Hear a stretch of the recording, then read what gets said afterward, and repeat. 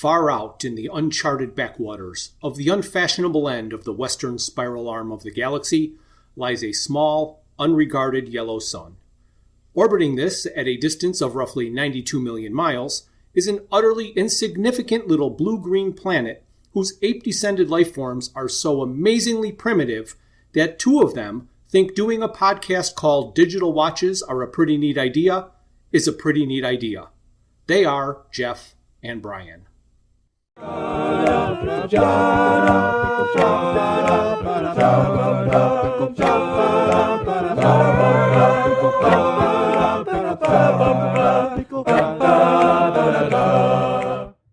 Hi there, this is Jeff. I'm with my friend Bryan, and this is our Towel Day bonus episode. Hey Jeff, how are you? I'm doing great, Bryan. How are you? I'm feeling inconsistent and not very clear. Okay, not consistent and not clear. Are we going to clear that up? Oh, I hope so. Well, that's good, because this is going to be our bonus episode where we are going to take care and answer some of our questions that I had after reading The Restaurant at the End of the Universe, just like we did after reading The Hitchhiker's Guide. Correct. Looking forward to it. It seems that after our last bonus episode, at the end, you threw a question out to me that I wasn't expecting. But I think I answered it pretty accurately, but it spawned another question. The book basically says Gag Hellfront was paying Prostetnik Vogon Jeltz an awful lot of money to do some very dirty work. As one of the galaxy's most prominent and successful psychiatrists, he and a consortium of his colleagues were quite prepared to spend an awful lot of money when it seemed that the entire future of psychiatry might be at stake. So what this is telling me is that the psychiatrists from this dimension felt exactly the same as the philosophers of the other dimension. But how did the psychiatrists know what the Earth's real purpose was? It's a great question. And of course, I can only speculate about the answer. And it also depends on what type of person you are. If you're the kind of person that believes the conspiracy theories, then you have to go one way. But if you're not, and me personally, I kind of subscribe to the idea that secrets are nearly impossible to keep. The key here, of course, is that the power of gossip is, for most people, overwhelmingly strong. Yes. So my theory is that the mice on Earth must have told someone. Oh, they couldn't help themselves. After all, they were there for 10 million years. That's true. You know? And that's a lot of time to keep control over the water cooler chatter. At the end of our last episode, I talked about doing this episode again and did say email any questions if you had them. And it's been way too soon to get any questions, and I've not received any emailed questions. But I did see a question on a fan group online, and I'm going to put that one out here. And it was about Hot Black's stunt ship. And the question was, since there is no air in space, why do you need a frictionless spaceship? It's a good question, but of course, I don't know too much about the heliosphere around the sun that it was crashing into, but I'm assuming that there's some friction associated with the particles being ejected from the sun. Yeah, I'm sure there were a lot of different answers. There were just over 100 comments last time I looked, and there are serious answers, and there are antagonistic answers. Of course, there was the random 42. And the answer that came to my mind, and I scanned and scanned and scanned to see if any of the 100 comments had mentioned it, was for me pretty simple, and that was so it won't get scratched in a car park. Yeah, that's a good answer. I kind of like that answer. But the serious answers that people had were for entering atmospheres and like landing. If you're going to land the ship, you're going to go into an atmosphere, there will be friction, or space isn't a total vacuum and solar winds and all that other stuff. So correct. There were a lot of serious answers and scientific answers that make sense, but the car was in a car park and he didn't want it to be scratched. So now we're going to get into the specific questions about the restaurant at the end of the universe. Questionable answer 1. Why would a ship as advanced as the Heart of Gold have a computer that would jam up with the introduction of any question, no matter how difficult, but especially the question of how to make tea? The great-grandfather knows what tea is, so it's probably not an Earth exclusive.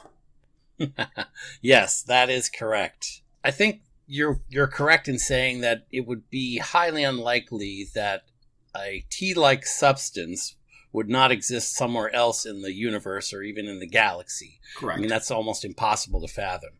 However, there is something here in the reading that may add to the computer's confusion. Okay.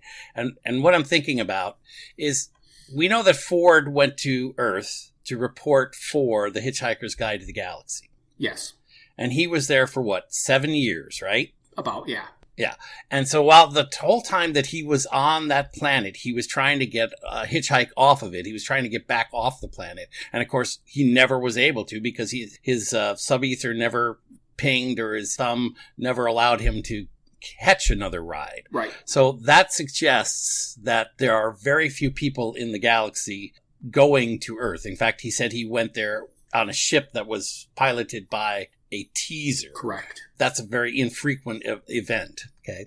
And as we know, in the book, they describe the Earth as orbiting an unregarded yellow sun in an utterly insignificant little blue-green planet whose ape-descendant forms are so amazingly primitive that they still think digital watches are a pretty neat idea. Right.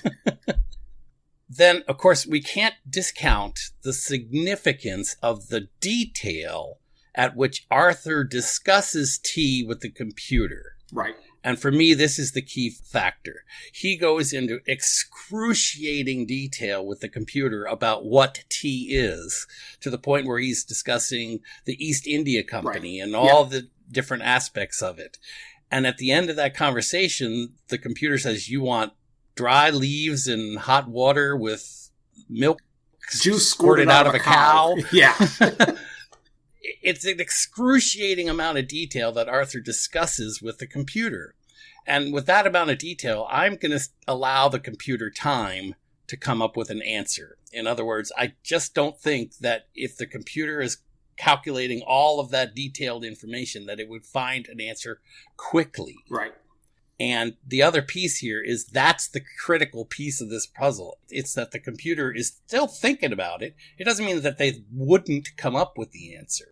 The other piece of the puzzle that I think is unique is the exquisite detail that they describe in the final results of the tea that's delivered by the computer. Suggests that they fully understood and fully comprehended the question in order to provide the ultimate result. So in my mind, it wasn't a matter of couldn't, it was just a matter of timing. Okay. So I took it that the great-grandfather gave the computer the answer. Again, here's where you and I are guilty, because we want to conflate all the different bits of information we have. I mean, I really prefer the approach that was given in the radio series, where it says that the computer is trying to calculate or understand the reason why he wants tea. Yeah, that was better. That was a much better question, because it's a much more difficult answer to come by. And I don't think the radio series doesn't mention the tea at the end, does it? No, it was because he was an ignorant monkey who doesn't know better. Right. The radio series gives us a better question, if you will, and a better answer, if you will. This is what he wrote in the book, so this is what we deal with. Yeah, but mostly I was trying to figure out not why the computer didn't know what tea was, but why trying to figure out what tea was to the exclusion of all other programs, including navigation and defense. Right. Like my little rudimentary computer here can do a whole lot of things in the background while I'm still using the computer. But trying to figure out why or how to make tea shut down the system. That's what I was trying to get at. Not why did it not know how to make tea? That kind of obvious, I guess. But why it crippled the ship The ship was shut down. Nothing else could happen because it had to figure out how to make tea. That seems a bit extreme. So that's the answer I'm looking for.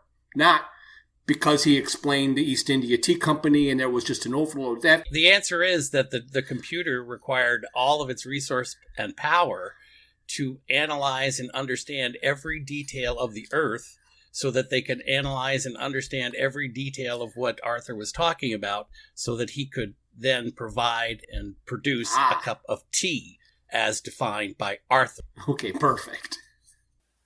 Questionable answer 2.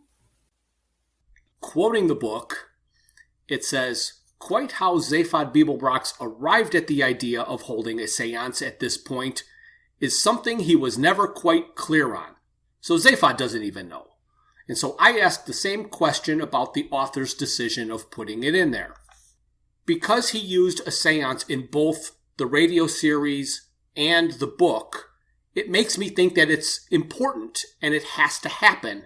So why did there have to be a seance? As you just said, that is absolutely correct. The seance is essential to the story. And I know that it seems a little odd, but after I started thinking about it, if you apply a little logic to the plot, you can find out why it's essential. Okay. In the book, prior to this point, we learn that Zaphod performed surgery on his brain in order to pursue his agenda. Correct. He did that because he couldn't have all these tricksy ideas in his head to be able to get elected galactic president because of the screening process that he would have to go through after he got elected. Right. So if you think about it on that level, he needed to have the surgery, but after the surgery, he needed a way to forward his agenda. Right. Okay? He would have to have triggering events that would allow him to move forward. Oh, all right, like a post-hypnotic suggestion. Exactly. So what we're looking at here then is how would he have done that? Well, one way he would have done that was with his co-conspirators. Okay? Right. And the co-conspirators, in my mind, are key to this answer. And who are they? Who are the co-conspirators? They're his great-grandfather. Right. Zarni Whoop. Right. The prior president of the galaxy, Uden Vranks. Right. Trillian. Okay. And Roosta. Yeah. Okay? Now, Trillian and Rooster are a little bit different in this, the way I've laid this out. They're both kind of important in their own fashion, right? So Okay. The first thing he needed to do was get elected galactic president. Right. And for that, I'm assuming Uden Vranks would have been able to help him direct this part of the plan. Okay? All right. So Uden Vranks was the first one who was involved with helping him get elected president. Okay? And then he would have to steal the ship. Right. Now here's where Trillian plays a part.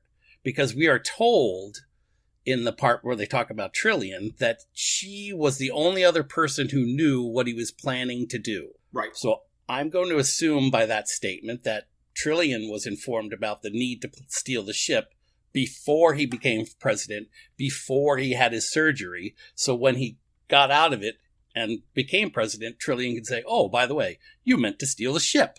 Right. Therefore, she must have been aware of at least that part of the plan. Okay. Okay. Then, of course, they steal the ship, and the trip to Magrathea was orchestrated by the mice. So that didn't have anything to do with Zaphod's plan. That just was an event that happened because of the mice controlling Trillian and them being on the ship and needing to get to Magrathea. Okay. Right. But what we don't know, and this is kind of an interesting, because it sort of harkens back to the other part of the question when you were saying, why would a computer have trouble figuring out the T situation? There's also some confusion, and we'll talk a little bit about this later, I think, about how the computer works with the improbability numbers. Okay. So I don't know how he came up with the improbability number. They do talk about a long session of calculating the value so they could come up with the improbability of getting to Magrathea. So then, and this is where the seance comes in, right?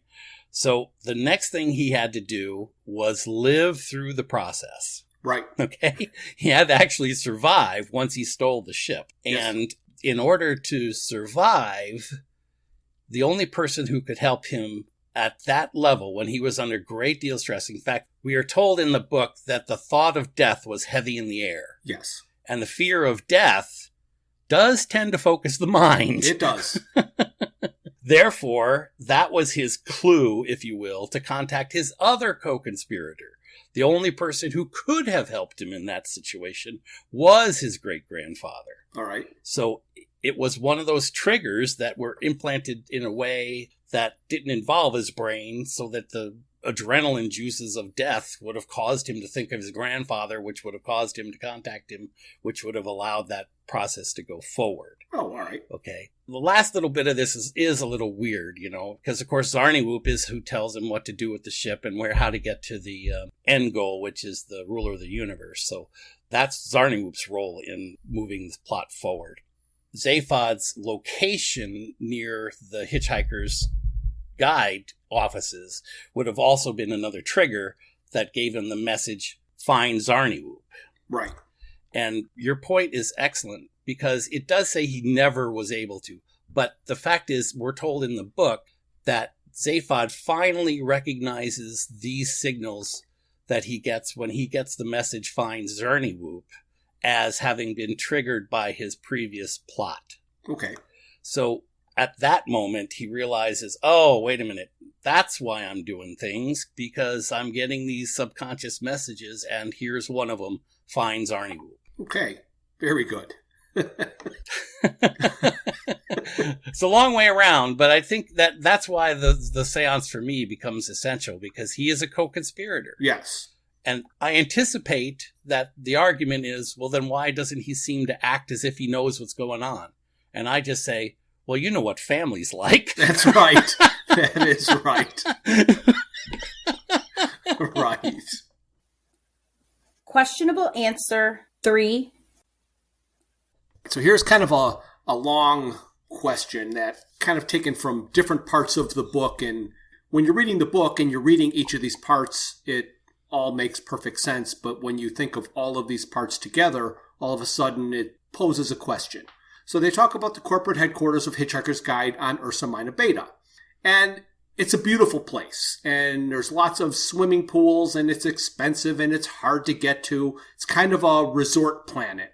The complaint department is on a totally different planet, near the spaceport on Edrax. The pink-winged insect behind the reception desk at the headquarters was complaining about all of the hitchhikers that come straight from the dirty spaceports, and all they ever do is complain. Well, first of all, there are no dirty spaceports on the planet with the Hitchhiker's Guide headquarters. Those are on Edrax. So even if there was a spaceport, it was hard to get to, and it was very expensive when you got there. So why would all of the hitchhikers go to the very expensive, inaccessible headquarters to complain, rather than the complaints department, which is on Edrax, right next to a spaceport? It's an excellent question. I really like this question. And I have what I consider a pretty simple answer. Okay. Sometimes you just have to go to the top in order to get something done. Let's just go straight to the top. Right. Forget the lackeys. Straight to the top. That's right. And obviously the way the hitchhikers get there is they hitchhike. Yes. So they're hitchhiking on whatever vehicles are actually able to get to that planet. Those mega freighters. Yeah, mega freighters. Exactly. And the other thing I think is interesting here with an answer, and this always has puzzled me. I don't think of it as inconsistency, but it's a puzzling comment that they make, because we're told in the book that the complaint department is the only department in the company to consistently earn a profit. Right. Which does pose another question. Right. It makes me think, is it possible they figured out a way to charge people if they want to complain? That could be, yes. Yes. How are they making money in the complaints department? Exactly. Questionable answer 4.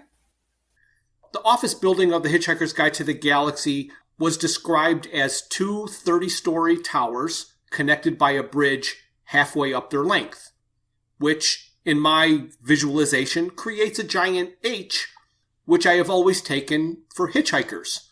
But that's in the Earth language of English. And since the building is not on Earth, what is the improbability level of the first letter in Ursa Minor Baton to also look like an H? Ah, that's a good one. Obviously, it's very improbable. Yes. And the idea, like you say, you've already stated it, but the idea is never even suggested in the book.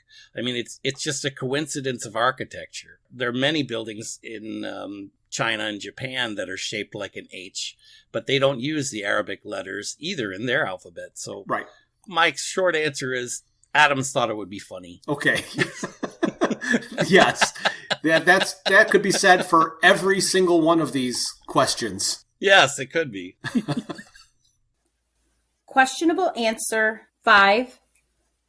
So my next question about the Hitchhiker's Guide office building is that Zaphod was captured by taking half of the building, specifically the left-hand tower. What the book says is that it streaked through interstellar space at a speed never equaled either before or since by any other office block in the universe. This is a great joke, and it implies that this is the only building that has ever flown, and I laughed when I read it. However, shortly after that, it says that about 100 yards or so away from the vortex was what would probably have to be described as a landing pad of sorts that had scattered over it a largish area with ungainly hulks of 2 or 3 dozen crash-landed buildings. So this is not the only building that they have ever transported to the Frog Star. So why was the one Zaphod was in going the fastest ever? That's a great question. The answer that I give is basically already stated the answer. The only one that I can come up with here is that it does specifically say office building, never equaled before or since by any office Okay. in the universe. The landing pad is described as having a place where there are ungainly hulks of 2 or 3 dozen crash-landed buildings. And none of them were office buildings. None of them were office buildings. They were just buildings. Just buildings. Regular, generic buildings. No offices. No Well, you offices gotta go in with these what the author buildings. says. Yes. Yeah. All right. It's silly, but that's what it says, you know? That's what this is supposed to be. Questionable answer 6. So we're going to get away from the hitchhiker's offices, and we're now going to get to a different passage in the book, which is talking about the Oglaroons. And the Oglaroons are apparently an entire intelligent population which lives permanently in one fairly small and crowded nut tree. But then it says the only Oglaroonians who ever leave the tree are those who are hurled out of it for the heinous crime of wondering whether any of the other trees might be capable of supporting life at all, or indeed whether the other trees were anything other than illusions brought on by eating too many Ogla nuts. So my question is, what happens to those Oglaroonians who are hurled out? Because they can't live in another tree if they are real, because the entire population lives in a single tree. So I guess, what is the horrible fate of those Oglaroonians? Oh boy, you're going to kick me. Okay. Well, that's okay. I've been kicked before. All right. So here, the key is a single word. All right. In fact, this is one of those areas where if, like you and I, were only listening, we might not even catch the detail here. All right. Okay. But the missing key here is the word intelligent. It's in parentheses by the author. Yes. Since it is a quote, therefore, anyone hurled out of the tree is no longer intelligent. I like to believe that there's some kind of brain enhancement field surrounding this single tree on Oglaroon, and therefore that's how Oglaroonians can think if they're in that tree, and when they think they are intelligent. Otherwise, they are not. After hearing what you said and having the word intelligent being in quotes, that is going to mean that it is the opposite of intelligent. So we'll call them useless bloody loonies. So the entire Oglarunian population that is, quote, intelligent, meaning useless bloody loonies, lives in one single tree. All the others who question life, who are truly intelligent, get hurled out to live productive lives on the rest of the planet. And all of the useless bloody loonies remain in that one tree. I like that idea that I would have never come up with if you didn't start pointing out the fact that there are quotation marks. Mm-hmm. Power of the quote. The power of the quote.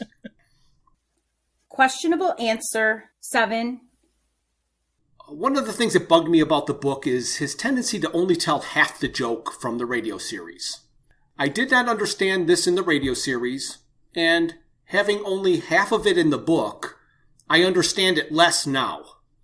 The disembodied voice of Gargravar, taking Zaphod to the total perspective vortex, was worried about his body that would gallivant all around.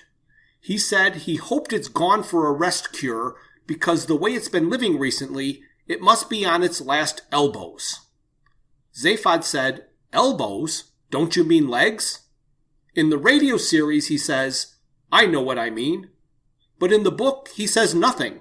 So what could Gargravar possibly mean? I love this question. It just makes me laugh thinking about it. But I have a few answers here, okay? All right. So here we go. You ready? And from your few, I will, I'm sure, come up with my own. The one that you like best or your Yes. own? Okay. Yes. No problem. Okay. So one is that his body has been so worn down that he has nothing left below his stomach, and as such, he's moving along on his elbows. Okay. Then who wants that body? Don't be jealous of it. There you go. Well, apparently a rescuer could solve that problem. True. Whatever a rescuer is, okay? Or that his body is so tired that he can only crawl around on his elbows and knees. Well, like a soldier And crawl. in that position, his knees would outlast his elbows. So his elbows would be the weaker part of that. Right. The last answer that I have exposes our prejudice, okay? All right. So my final answer is that we are being bipedally centric. And that's showing that our prejudice is based on assuming that they have legs, that our Gargravar has legs, and that he doesn't actually walk on his elbows, or what we would consider elbows because of a translation. Oh, all right. So it's just a difference in physiology. Yes, 100%. Okay. All right. I like all three of those answers. I don't have a favorite. It's all of them wrapped There in you one. go. Yeah. But you're right. I kind of wish he had left the other part of the joke in, and I certainly would love to understand what he was thinking, because clearly It's 5 words. It's 5 stinking words. I don't know why he couldn't put 5 stinking words in the book. Questionable answer 8. At the beginning, Zaphod tried unsuccessfully to get the computer to take them to the restaurant at the end of the universe. He was doing all kinds of calculations and he just couldn't figure it out, and he was having all this trouble and he gave up. But after meeting with Zarniwoop, he just told the computer, "Take us to the nearest restaurant." And then, in an unexplained explosion, it took them to the restaurant at the end of the universe. So what changed to make the computer be able to take him to the restaurant then that couldn't when he was trying to? Yeah, that's a good question. And the way you phrased it, there's very little answer. I'm tending to think that the result of them ending up at the restaurant wasn't necessarily the ship, because as you know, they're not on the ship when they arrive. But let me get back to my other answer, okay? So here's what I wrote down, all right? Okay.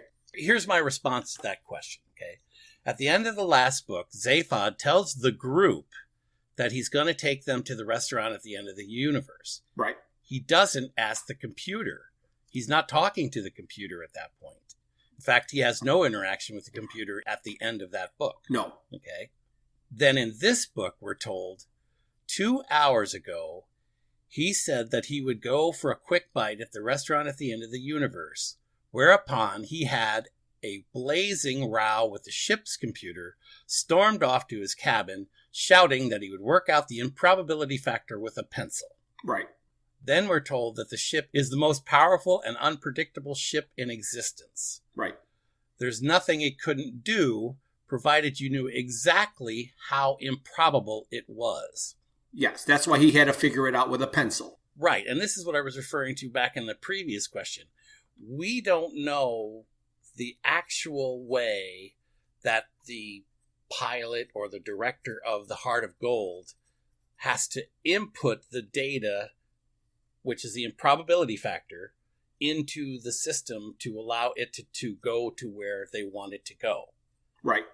We're not on the ship when they leave from Agrathea, so we don't hear or understand, or Zaphod doesn't explain to us how he gives the information to the computer. And then later, we know that Zaphod and Trillian are trying to calculate a value so that they could move the ship somewhere else. So they're actually using pencils and papers and whatever to come up with the value. Right. So it almost appears as if the input of the improbability factor is something that is required by the ship, not calculated by the ship. Right. Yes. Okay. I understand. Yeah. So I don't know, but that's where I keep coming back around. And I guess he can ask the computer to help him calculate the value, but that's when he gets upset with the computer and just says, forget it, I'll do it myself. Right. So I guess there were two ways to get to the restaurant at the end of the universe. Figuring out the improbability calculation to feed into the computer, or just say, take us to the nearest restaurant, which just improbably, coincidentally, happened to be the restaurant at the end of the universe. Yes, you're right, because you even brought it up in our discussion of the book. Why is there 4 puffs of smoke? Why is it an explosion? Right. And the ship itself didn't move. No, the ship didn't go. Right, so the ship didn't go. So what caused that to happen? The only thing I can think of as a possible answer is they're still wrapped up in the improbability field, and that seemed to be the right thing. Yes. Or Douglas Adams thought it would be funny. That could be the answer every time. Questionable answers 9 through 14. Okay, my next question is a multi-part question. Oh, right. So I believe it is a 5-part question that I'm going to just read all the parts, and then you can answer them in any way, shape, form, or order. This is about the great prophet Zarquan, who made his second coming in the very last moments of the universe. And his coming seemed to be follower-specific, not location-specific, because he arrived at the restaurant where his followers were dining. So that made me wonder, was that party at the restaurant all of his followers? And if it was all of his followers, why were there so few? And if that wasn't all of the followers, where were the others? Was there a bigger congregation of them somewhere else waiting for him that he ignored? Or did he make his second coming to them first? Is that what he was saying was all of the busyness that he was going through? Or is there a segment of his believers who believe he never returned? And where did he come from? And why did he disappear when the universe ended rather than being protected by the time bubble? So that's a whole lot of questions. Now, first, I think that the whole Prophet Zarquan returning just before the universe ends was hysterical. But it makes me ask so many questions after the fact. Yep, you're right. All right, so I'm going to try to answer these in the order that you asked them. Okay. So the first question was about, was it the party of all his followers? Yeah, was that all of them? Right. The answer is no. Okay. Max describes them as a party of believers. very devout believers. Okay. This implies that there are other believers that are less devout. Yes. So this is the core. Right. So these are the core people. And if so, why were there so few? Because this is a subset of a subset. That's why there are so few. Right. The other believers obviously exist in their own time, okay? Right. On their own planet or planets. Right. Right. No, this appearance here is his second coming. So that's the answer to that. Right. In my mind, that's the answer to that question.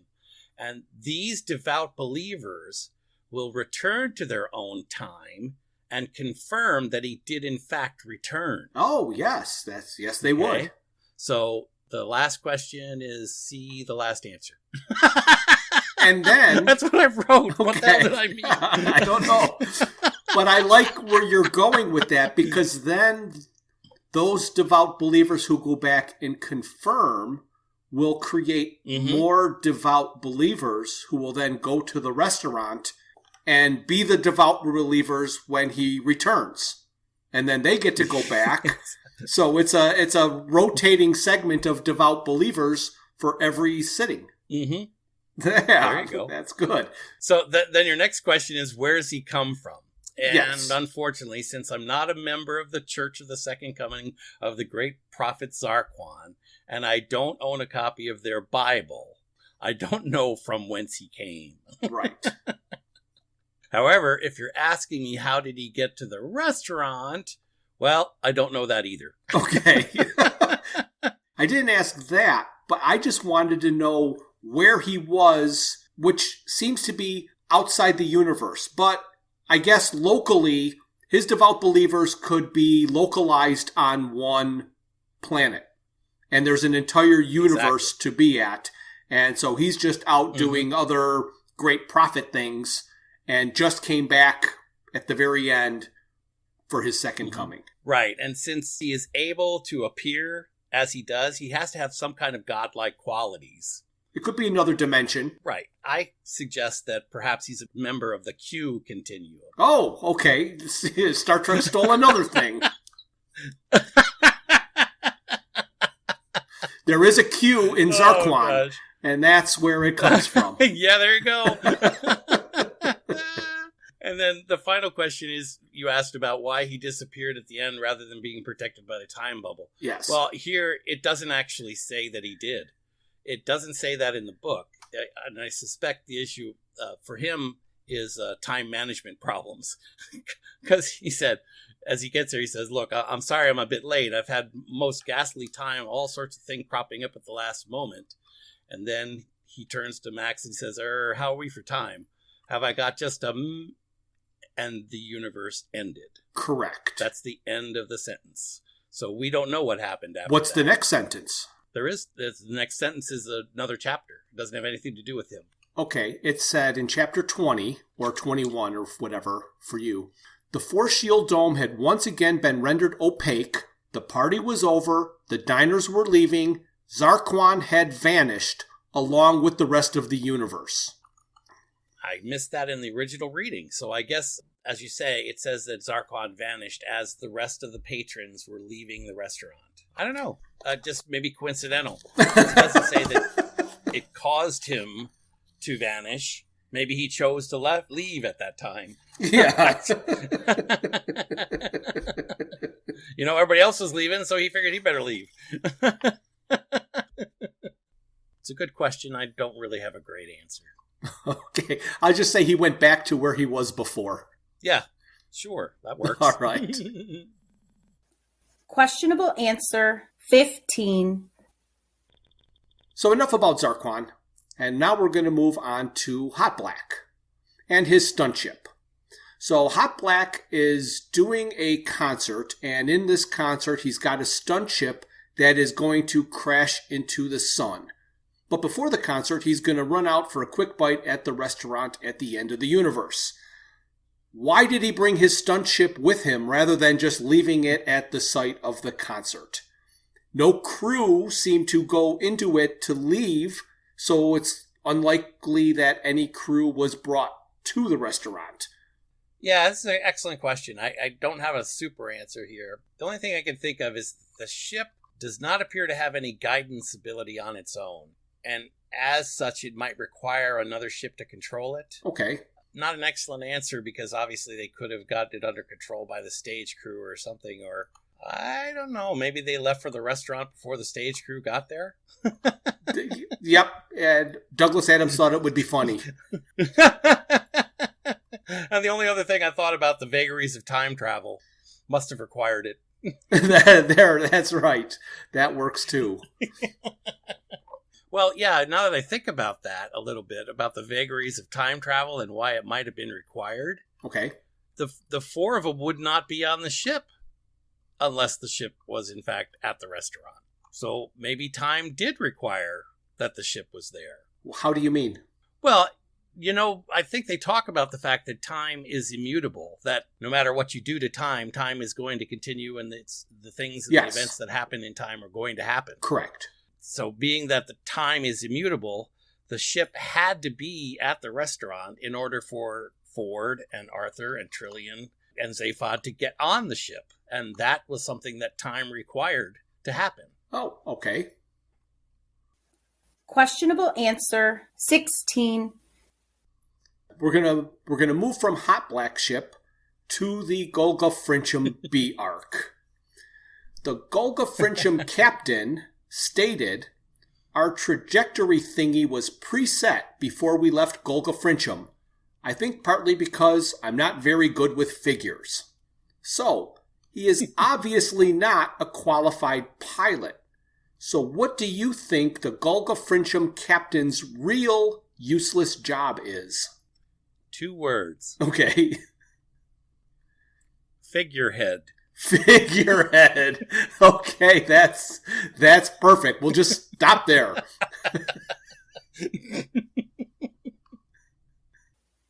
Questionable answer 17.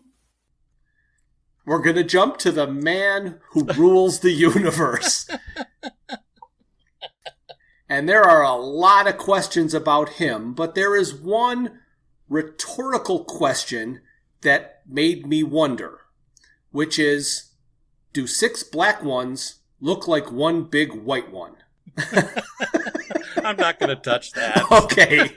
So on that note... Even if you presented it to me, I'm not going to touch it.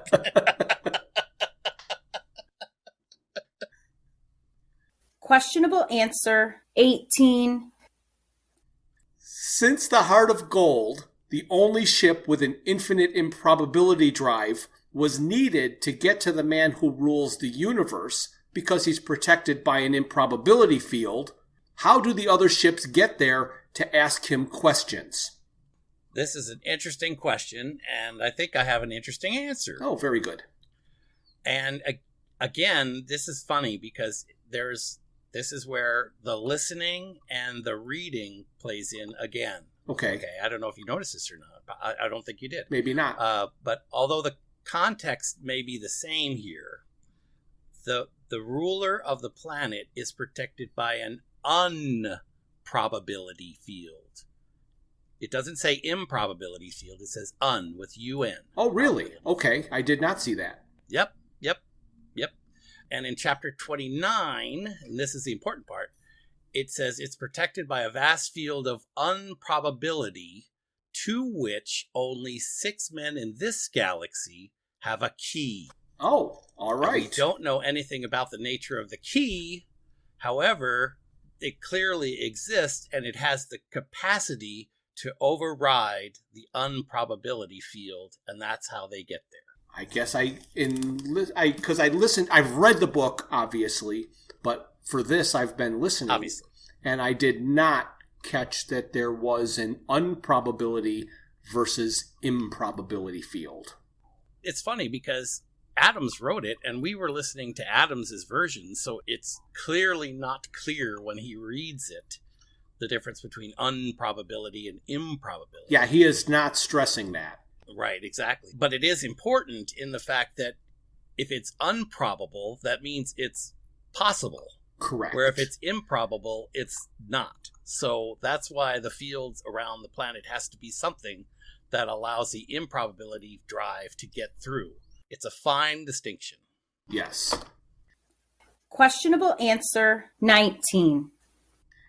All right, so the last question that I have for you is that he specifically mentions that Arthur is unable to read Slarty Barkfast's signature, and he mentions because he does not read Magrathian. But since he seems to have been able to read everything else, why now can he not read Magrathian? Excellent question. And to that I say, a rose by any other name is still a rose. Okay. But elaborate. yes, I will. I shall. And by which I mean that an object or a verb can be translated by their function in the sentence or contextually by their related meaning. Okay. A name is not translatable, and it never has been. True. Unless there is a function or another word embedded in the name that can be sorted out. Like, I can't think of an example right now. I should. Rose. What's that? Rose. Rose. There you go. There you go. That's an excellent example. That's why he can't read the name. And even if his brain was able to parse the Magrathian letters into Arabic, they would look like gibberish to him. Oh, okay. So since Slarty Barkfast's name doesn't correlate with any other word that means anything, like in English we would have Rose or Bob or Bill or John, which all have other Right. other words, there's nothing that his brain can grasp onto to translate it. So that makes perfect sense. Good. Excellent. Well, thank you, Bryan, for answering all of the questions that I had about this book. I hope you had fun figuring them out. I did indeed. It was a fantastic journey. Wonderful. But now I think it's time to say goodbye, Jeff. I think it is. So say goodbye, Jeff. Goodbye, everybody. I'm going to vanish with the rest of the universe. Hi, this is Jeff. I hope you had fun listening to us discuss some of the parts of the book we found confusing and merited further explanation. There may be some of you out there who have your own questions about things in the book that you would like answered that we did not cover. If you do, email the questions to digitalwatchespodcast@gmail.com. If your questions are about a book we have already covered, we will try to work the answers into the beginning of a future episode. If the questions are about a book we have yet to cover, we will try to work those answers into that book's episode. Thank you for listening to Digital Watches Are a Pretty Neat Idea. Look for us the first Thursday of every month for a full episode. We will also release a bonus episode later in the month. A very special thanks goes out to Luke, Max, Greg, and Tim Lesnick for arranging and performing our opening theme. We would also like to thank our talented friends and family for their voice work on our introductions and commercials. A very special thank you goes out this episode to Kelly Lesnick for counting up our questions. Visit our website at digitalwatchesareaprettyneatidea.buzzsprout.com, where you can find links to all my Hitchhiker's Guide to the Galaxy inspired t-shirt designs. You can find us on Facebook and YouTube as Digital Watches Are a Pretty Neat Idea, on Instagram as Watches Idea Podcast, and on Twitter at Watches Idea. If you'd like to contact us, our email is digitalwatchespodcast@gmail.com.